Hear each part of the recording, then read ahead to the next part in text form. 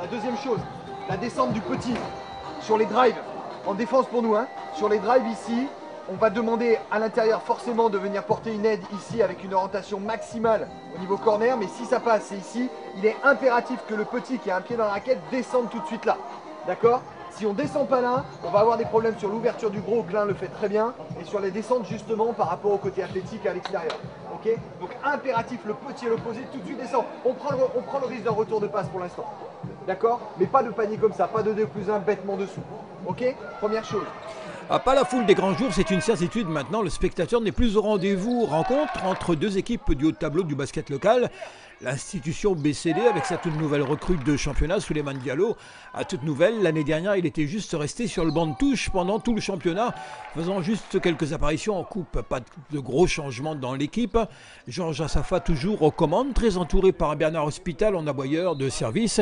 Et dans l'ombre, Stéphane Moisy tient en préparateur physique du beau linge. On a donc quelques jeunes là qui font leur apparition, donc étant cadets l'année dernière, donc là ils intègrent le groupe senior.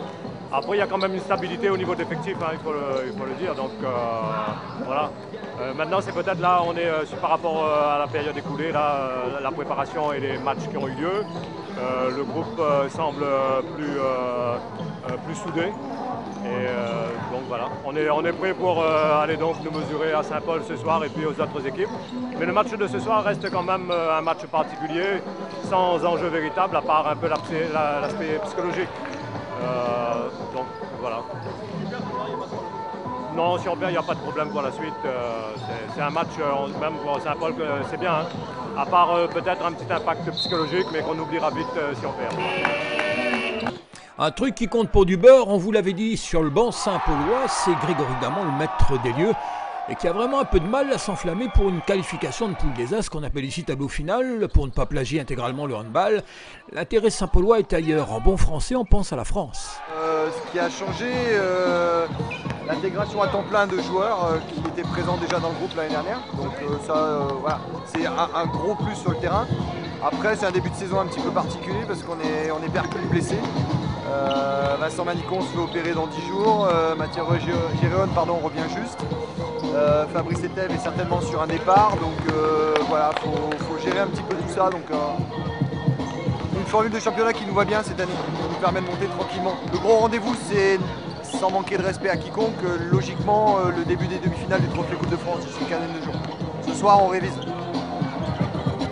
À Saint-Paul, bien présent pour faire le boulot, entraînant un peu les pieds, laissant au Bécédien le parquet dionysien, l'adjoint au sport dans les tribunes, mais comme on est en plein renouvellement de subvention, c'était le bon moment pour montrer son savoir-faire. Une adresse à 3 points garçon phénoménale, la coup sûr, l'effet Diallo.